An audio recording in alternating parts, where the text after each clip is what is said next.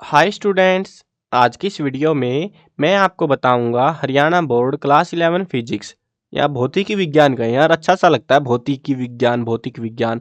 तो चलो जो भी है यार, जो भी तुमको कहना हो। इसके आज हम ऑब्जेक्टिव या इंपॉर्टेंट क्वेश्चंस करने वाले हैं। एमसीक्यू वाले, ऑब्जेक्टिव कहते हैं, कुछ एमसीक्यू कहते हैं। आप क्या कहते हो इन क्वेश्चंस को? ऑब्जेक्टिव कहते हो कि एमसीक्यू? कमेंट्स में बताना मेरे को। चलो यहाँ पे हम इंपॉर्टेंट क्वेश्चंस करेंगे विद आंसर है। ये देखो मैंने लिख रखा है विद आंसर, तो आंसर्स के साथ है, सारे के सारे आंसर हिडन है। ताकि कुछ स्टूडेंट ऐसे होते हैं मेरे को बोलते हैं भाई फिर प्रैक्टिस कैसे करें, प्रैक्टिस करने का जुगाड़ बता दो। तो ये मैंने प्रैक्टिस करने के लिए बनाया ताकि आपको अगर प्रैक्टिस करनी है तो प्रैक्टिस भी कर सकते हो। इस वेबसाइट पे विजिट करना, CCL चैप्टर, गूगल पे सर्च करना, इंपॉर्टेंट क्वेश्चंस में जाना इस वेबसाइट के cclchapter.com।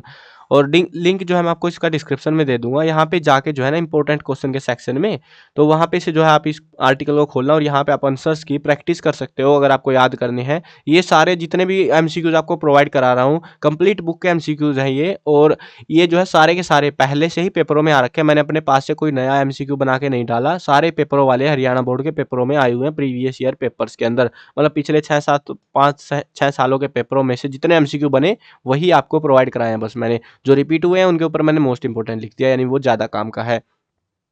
अब समझ गए सारी चीज़ें। और अगर आपको क्लास 11 की बाकी वीडियोस भी देखनी है, फिजिक्स के बाकी जो मैंने 1 मार्क्स 2 मार्क्स 3 मार्क्स 5 मार्क्स के क्वेश्चंस की वीडियो देखनी है, या फिर हिंदी की, इंग्लिश की, या बाकी सब्जेक्टों की वीडियो देखनी है, डिस्क्रिप्शन में पहला ही लिंक मिलेगा, तो वहाँ पे वीडियो मैं ऐड करता जाऊँगा। मतलब कुछ बना रखी है, कुछ आपको मिल जाएंगे ऑलरेडी, कुछ और बना रहा हूँ। ऐसे जितनी भी वीडियोज़ आएंगी वो उसी प्ले के अंदर आपको मिलती जाएंगी, तो उस प्ले को चेकआउट करते रहना। चलो अब देखते हैं, यहाँ पे पढ़ना शुरू करते हैं। पहला क्वेश्चन है, तीन गेंदें क्रमशः कोण जो है हमारे पास थीटा 30 डिग्री, 45 डिग्री और 60 डिग्री पर ऊपर की ओर समान प्रारंभिक चाल से प्रक्षेपित की गई है। माना गेंद का प्रांश आर थीटा से व्यक्त किया जाता है, तो क्या होगा? आर जो है 30 जो है, मतलब ये एंगल दे रखे हमको, तो आर 30 डिग्री वाला जो है ये बड़ा होगा 45 से, ये बड़ा होगा 60 से, इनमें से कौन सा रहेगा आपका? तो इस हिसाब से आपको देखना है। देखो आपको मैं, ऐसा नहीं है भाई, कुछ स्टूडेंट ये भी बोल रहे थे मेरे को कि भाई तुम इतनी जल्दी जल्दी करा रहे हो, ऐसे लगता है तुम खुद ही पढ़ रहे हो इनको। तो देखो भाई सिंपल सी बात है, आप वीडियो पॉज करो, क्वेश्चन पढ़ लो, आंसर सोचो अपने मन में कि क्या होगा, फिर आप प्रैक्टिस ऐसे कर सकते हो। अब ऐसे मैं बार बार बोलूंगा, अरे रुको, तुम्हारे लिए टिक टिक टिक टिक टिक 10 सेकंड घूम रही है, तो भाई वो तुम 1 घंटे तुम नहीं देखने वाले, या देख लोगे? बता दो, अगर वो करना वो तुम्हें ज़्यादा अच्छा लगे तो वो भी कर दूंगा मैं। तो वो टिक टिक टिक टिक सुनते रहना फिर तुम। या फिर जल्दीबाजी में करनी है तो ऐसे होता है, 10-15 मिनट में वीडियो निपट जाती है, हमारी प्रैक्टिस हो जाती है बढ़िया से, पता भी लग जाता है जिनको कुछ याद नहीं होता है ना। चलो इसका आंसर रहेगा R45, R30 से जो है बड़ा होता है।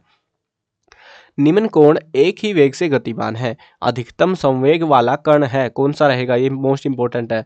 बीटा कण, प्रोटॉन, अल्फा कण, न्यूट्रॉन, कौन सा कण होता है? वो होता है हमारा अल्फा कण। प्रत्यास्थ संगठन में होते हैं, क्या होते हैं? संवेग और गतिज ऊर्जा दोनों संरक्षित होते हैं, संवेग और गतिज ऊर्जा दोनों असंरक्षित होते हैं। संवेग संरक्षित होते हैं और गतिज ऊर्जा असंरक्षित होते हैं। संवेग असंरक्षित और गतिज ऊर्जा संरक्षित होते हैं। तो क्या होता है इनमें से? इनमें संवेग और गतिज ऊर्जा दोनों संरक्षित होते हैं। अब देखो पूर्णतः अप्रत्यास्थ संगठन में क्या होते हैं, ये ज्यादा पूछते हैं वो कम पूछते हैं। देखो दोनों मैंने इकट्ठे कर दिए हैं ताकि आपको सोचने में मतलब टाइम मिले कि भाई इसमें देखो एक दोनों अलग अलग है, मतलब इसका उल्टा ही है बस ये चीज। अब आपको ये बताना है इसमें क्या होता है। संवेग और ऑप्शन भी ऑलमोस्ट सेम से ही दे रखे हैं हमको। गतिज ऊर्जा दोनों संरक्षित, संवेग और गतिज ऊर्जा दोनों असंरक्षित, संवेग संरक्षित, गतिज ऊर्जा असंरक्षित, संवेग असंरक्षित और गतिज ऊर्जा संरक्षित। तो क्या होते हैं इनमें? इनमें संवेग तो संरक्षित रहता है लेकिन गतिज ऊर्जा असंरक्षित होती है। किन्हीं दो पिंडों के प्रत्यास्थ संगठन में इनमें से कौन सी भौतिक इकाई संरक्षित रहती है? तो केवल गतिज ऊर्जा, केवल संवेग, दोनों गतिज ऊर्जा और संवेग, इनमें से कोई नहीं। कुल मिला के देखो ये प्रत्यास्थ संगठन है ना जो, तो इसमें जो है ऑलमोस्ट, अगर तुमने ये वाले पढ़े हैं ना, अच्छे से कंसेप्ट करे हैं, ये मैं ये नहीं कह रहा कि एक आंसर करे हैं तुमने, तुमने ऐसे वाला जो कंसेप्ट पूरा करा है तो ये वाला आराम से कर लोगे। इसमें जो है यहाँ पे, अरे आंसर आजा भाई, दोनों गतिज ऊर्जा और संवेग, तो ये दोनों के दोनों जो है यहाँ पे संरक्षित होते हैं हमारे। यदि किसी पिंड का संवेग 3 गुना कर दिया जाए तो उसकी गतिज ऊर्जा हो जाएगी 2 गुनी, आधी, 4 गुनी, 9 गुनी। तो कितनी हो जाएगी? 9 गुनी हो जाएगी। तो 9 गुनी हमारी हो जाएगी वो समय, ये जो है गतिज ऊर्जा। ये जो है कई बार मैंने ध्यान आप दोगे, अगर आपने बाकी वीडियोस देखी है 1 मार्क्स की 2 मार्क्स वाली, तो आपको पता होगा 1 मार्क्स में फिल इन द ब्लैंक करके भी एक same question fill in the blank करके दे दिया था, मतलब गतिज ऊर्जा खालिस्तान हो जाएगी, ऐसे कर दिया भाई। मतलब कुछ भी कर सकते हैं, वो ध्यान रखना। कहीं आप सोचो भाई तुमने एमसीक्यू बताया था, वहाँ 1 मार्क्स वाला आ गया, तो ऐसा चलता है इनका। कहीं आप सोचो क्या हो रहा है ये। 1 किलोवाट घंटा बराबर होता है, कितने के बराबर होता है 1 किलोवाट घंटा? 10 की पावर -7 जूल। 1.6 इंटू 10 की पावर -19 जूल। 4.186 जूल। 3.6 इंटू 10 की पावर 6 जूल। कितने होते हैं वो? 3.6 इंटू 10 की पावर 6 जूल होती है 1 किलोवाट घंटा। ग्रहों की गति के से संबंधित केपलर का तृतीय नियम है। कौन सा नियम है बता दो भाई इनको देख के। टी जो है प्रोपोर्शनल होता है आर के, टी प्रोपोर्शनल आर स्क्वेयर के, टी प्रोपोर्शनल होता है आर क्यूब के, टी प्रोपोर्शनल है आर 3/2 के। तो कौन सा इसमें 3/2 वाला हमारा आंसर रहेगा। निम्नलिखित सूची में से एकमात्र सदिश राशि को छांटिए। कौन सी छांट मतलब जो है आपको ये देखना है कि इनमें से सदिश राशि कौन सी है। बाकी सारी अदिश राशि होंगी तो एक ही है बस, वो छांटनी है आपको। ताप, आवेग, करंट, आवेश। तो कौन सी है वो? आवेग है हमारी। एल लंबाई की डोरी का एक सिरा एम संहति के किसी कण से और दूसरा सिरा चिकनी क्षैतिज पर लगी खूंटी से बांधा है। यदि कण वी चाल से वृत्त में गति करता है तो कण पर केंद्र की ओर निर्देशित नेट बल है। टी डोरी में तनाव है। तो सही विकल्प हमको चुनना है। टी होगा, T minus M V square by L होगा, T plus M V square by L होगा। तो कौन सा होगा, या फिर जीरो होगा? तो होगा हमारा आंसर टी। कोई पिंड जो विराम अवस्था में है अचर त्वरण में एक विमीय गति करता है, उसको किसी समय t पर दी गई शक्ति अनुक्रमानुपाती है। किसके अनुक्रमानुपाती होती है? t की पावर 1/2, t की पावर 3/2, टी स्क्वेयर। तो किसके बराबर होता है? t के बराबर हमारा जो है आंसर रहेगा। एक पिंड अचर शक्ति के स्रोत के प्रभाव में एक ही दिशा में गतिमान है। इसका t समय में विस्थापन अनुक्रमानुपाती है।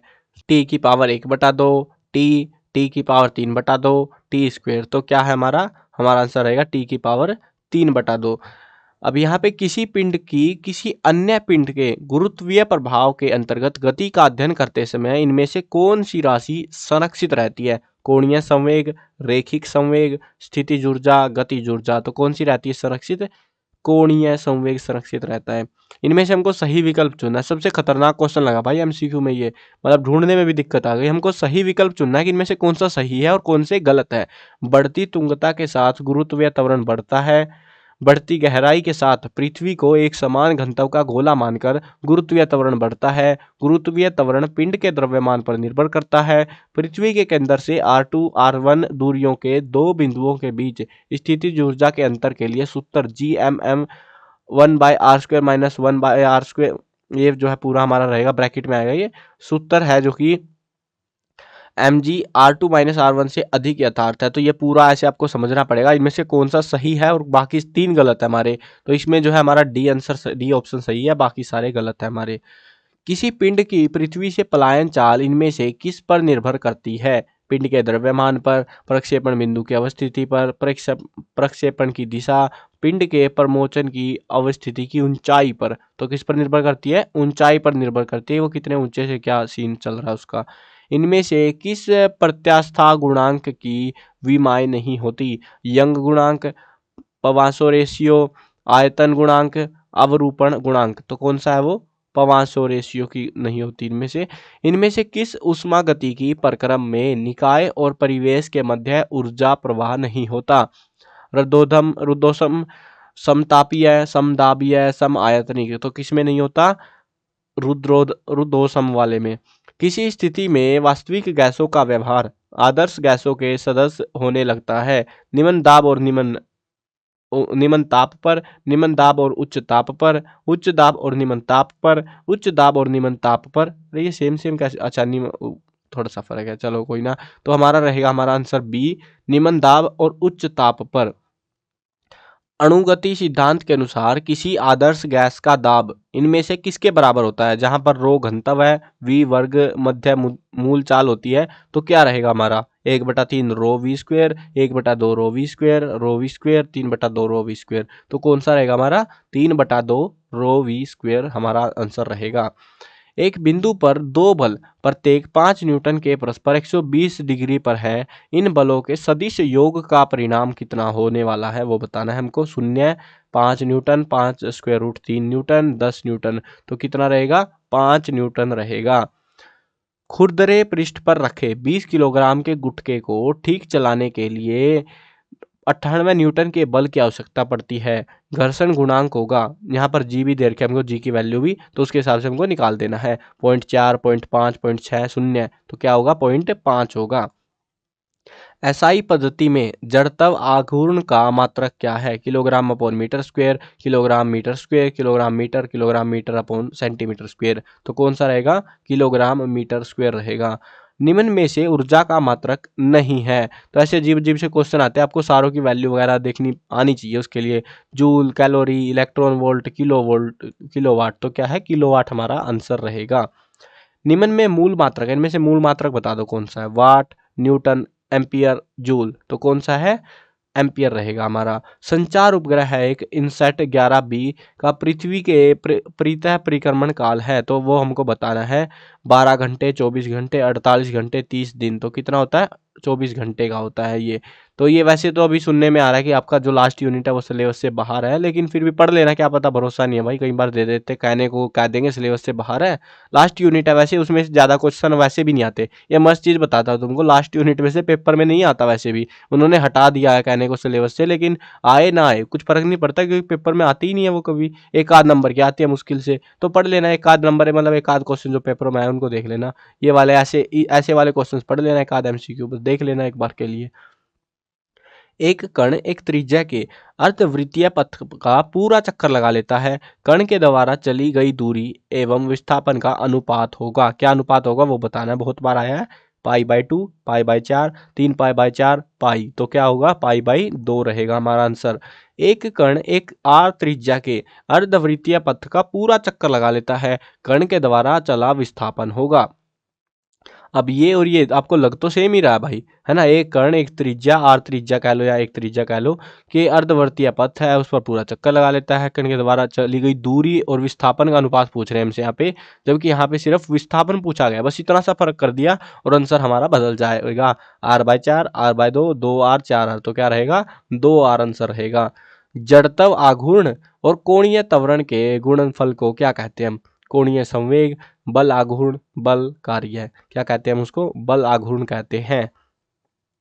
पृथ्वी के केंद्र पर किसी पिंड का भार कितना है? 0, अनंत, ध्रुवों पर से थोड़ा कम, विषुवत रेखा पर से थोड़ा कम, तो कितना हो जाएगा? 0 हो जाएगा। और वो क्यों हो जाएगा? क्योंकि वहां पे ग्रेविटी, क्योंकि जहां तक क्या होता है एक्चुअल में, ग्रेविटी को जहां तक खींचना है वहीं तक तो वो खींच पाएगी, उसके बाद तो वो जब रुक गया तो रुक गया, फिर ग्रेविटी काम करना बंद कर देगी, तो इसलिए वो पूरा मामला ही जीरो हो जाएगा, क्योंकि वहां पर कोई फोर्स ही नहीं बचेगा आगे का, क्योंकि तुम वहीं पे ऑलरेडी। एक घन की भुजा मापने में 3% की त्रुटि होती है। घन के आयतन के परिकलन में प्रतिशत त्रुटि होगी, तो कितनी प्रतिशत होगी? 9%, 6%, 3%, 1%, तो वो रहेगी 9%। अब ये वाला जो कंसेप्ट है ना घन वाला, ये कर लेना अच्छे से पूरा, मतलब ऐसे जो है ना, कई बार एक घन की जो भुजाएं दे देंगे वो अलग अलग प्रतिशतों में दे सकते हैं वो, मतलब 1 की 2, 1 की 3 ऐसे करके भी दे देते हैं कई बार, तो आपको निकालना आना चाहिए वो 1 मार्क्स में, 2 मार्क्स में, MCQ में आता रहता है क्वेश्चन, ये रैंडमली ध्यान रखना इसका, अच्छे से कर लेना इस कंसेप्ट को। एक घन की भुजा मापने में 2% की त्रुटि होती है, तो अब बता दो भाई, घन यहाँ पे बस यहाँ पे 3% की थी, यहाँ पे 2 की हो गई, बस इतना फर्क है। अब इसके हिसाब से तुम बता दो भाई कितनी त्रुटि आएगी? 1, 2, 3, 6, कितने प्रतिशत रहेगी? 6% रहेगी। विमीय सूत्र है MLT-2, ये व्यक्त करता है, इनमें से किसको व्यक्त कर रहा है? MLT-2, T की पावर -2 है, बाकी 1 1 है ये M और L।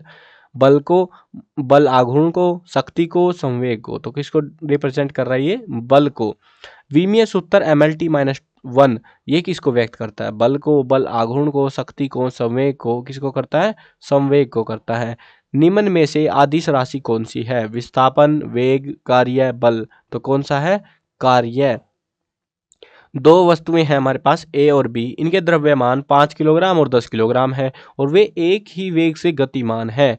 A और B के संवेगों का अनुपात होगा, कितना रहेगा वो बताना है। 1:1, 1:5, 10:5, 1:2, तो क्या आएगा हमारा आंसर? 1:5 रहेगा।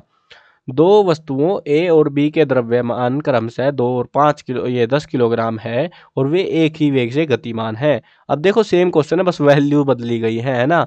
तो आंसर में क्या फर्क पड़ेगा? नहीं पड़ेगा। सोचो सोचो, बदलेगा नहीं बदलेगा? 1:1, 1:5, 5:1, 1:25। तो हमारा आंसर फिर भी रहेगा 1:5 ही, क्योंकि इधर से ही रेशो बराबर मिल रही है यार। ये देखो ना तुम, थोड़ा सा मतलब मैटर है, तुम्हें सवाल निकालना चाहिए तब समझ आ जाएगा। कौन सा घर्षण निम्नतम है? स्थैतिक घर्षण, सीमांत घर्षण, गतिज घर्षण? कोई नहीं। तो कौन सा घर्षण है कम से कम? गतिज घर्षण। कोई नहीं तो होता ही नहीं है यार, गतिज घर्षण सबसे कम है। कौन सा घर्षण सबसे ज्यादा है? ये देखो घर्षण वाला तो बहुत प्यारा चैप्टर है यार, ये तो तुमको वैसे भी याद हो जाएगा। स्थैतिक घर्षण, सीमांत घर्षण, गतिज घर्षण? कोई नहीं। तो कौन सा घर्षण सबसे ज्यादा है? कौन सा ज्यादा है? सीमांत घर्षण। घर्षण बल है एक संरक्षी बल, एक सदम बल, एक असंरक्षी बल, अभिकेंद्र बल। तो कौन सा है वो बल? एक असंरक्षी बल होता है। गुरुत्वाकर्षण बल कैसा है? एक संरक्षी बल है, एक छदम बल है, एक असंरक्षी बल है, उपरोक्त में से कोई नहीं। तो कौन सा है? एक संरक्षी बल है। यदि किसी अक्ष के परितः कोणीय त्वरण अल्फा से घूमते किसी पिंड का रेखीय वेग ए है तो क्या होगा? A is equal to R omega alpha, ये जो है इसका जो त्वरण है अल्फा है प्रोबेबली, फिर अल्फा से घूम रहा है ये, तो alpha is equal to A is equal to R alpha, R is equal to A alpha. तो क्या आंसर रहेगा हमारा? A is equal to R alpha हमारा आंसर रहेगा। सरल आवर्त गति करते हुए कण की साम्य स्थिति से x दूरी पर स्थितिज ऊर्जा होती है half M W square X square, half M W square A square, half M W square और ब्रैकेट में दे रखा पूरा A square minus X square और शून्य। क्या रहेगा हमारा answer? Half M W square X square हमारा आंसर रहेगा, यानी ऑप्शन ए। यदि नियत दाब के प्रक्रम में एक निकाय है तो प्रक्रम कहलाएगा समायतनिक, समतापीय, रुद्धोष्म और समदाबीय। तो क्या कहेंगे उसको? हम समदाबीय कहेंगे। एम द्रव्यमान का एक पिंड आर त्रिज्या के वृत्त पर एक समान चाल से घूम रहा है। पिंड पर अभिकेंद्र बल है, अभिकेंद्र बल बताना है हमको कितना रहेगा? mv²/r mv/r²। तो क्या रहेगा हमारा आंसर? हमारा आंसर रहेगा mv²/r। द्रव्यमान m और त्रिज्या r के ठोस गोले का उसके व्यास के परितः जड़त्व आघूर्ण है कितना रहेगा? 2/3 mr², 2/3 mr², ये सॉरी 2/5 mr², 3/5 mr², 7/5 mr²। तो हमारा आंसर रहेगा 2/5 mr²। परम ताप T पर किसी गैस के अणु की माध्य गतिज ऊर्जा अनुक्रमानुपाती है 1/T वर्गमूल T T² तो क्या आएगा हमारा? T आएगा। पूर्णतया दृढ़ वस्तु के लिए यंग प्रत्यास्था गुणांक का मान होगा 0, अनंत, 1, 100। तो कौन सा रहेगा? अनंत रहेगा। देखो जो मोस्ट इंपोर्टेंट है वो तो आपको पक्के याद करने अच्छे से, वो बहुत बार आते हैं अलग अलग एग्जाम्स में, ठीक है? तो ध्यान रखना इनका। एक पिंड बाह्य अंतरिक्ष से पृथ्वी के गुरुत्वाकर्षण क्षेत्र में प्रवेश करता है। पृथ्वी पिंड निकाय की स्थितिज ऊर्जा क्या है? बढ़ेगी, घटेगी, अपरिवर्तित रहेगी? उपरोक्त में से कोई नहीं। बहुत आया भाई ये क्वेश्चन ने तो गदर मचा रखा था, इस इतना आया ये एग्जाम्स में, बस क्या ही बोलूं मैं इसके लिए। तो ये आपकी घट जाएगी। निम्न में से मूल मात्रक नहीं है? एम्पियर, सेकंड, मोल, वाट। तो क्या नहीं है? वाट नहीं है। एक गतिशील कण द्वारा तय की गई दूरी उसके द्वारा लिए गए समय के वर्ग के अनुक्रमानुपाती है। तो कण का त्वरण बढ़ रहा है, घट रहा है, शून्य है, नियत है। तो कैसा है वो? नियत है। निम्न में अदिश राशि है दूरी, विस्थापन, बल, त्वरण। तो कौन सी है? दूरी। यदि किसी अक्ष के परितः कोणीय वेग ओमेगा से घूमते किसी पिंड का रेखीय वेग v है तब क्या होगा? v is equal to R alpha, v is equal to R omega, omega is equal to V R, R is equal to V omega. ये शायद यार पहले भी आया था ना क्वेश्चन, आई थिंक सो। देखो मैं इसको चेक करूंगा, अगर वापस दोबारा आया होगा ना तो अपडेट कर दूंगा वहाँ पे। तो v is equal to R omega हमारा आंसर रहेगा। यदि नियत आयतन के प्रक्रम में एक निकाय है तो प्रक्रम क्या कहलाएगा? सम आयतनिक, समतापीय, रुद्धोष्म और समदाबीय। तो क्या रहेगा वो? सम आयतनिक रहेगा।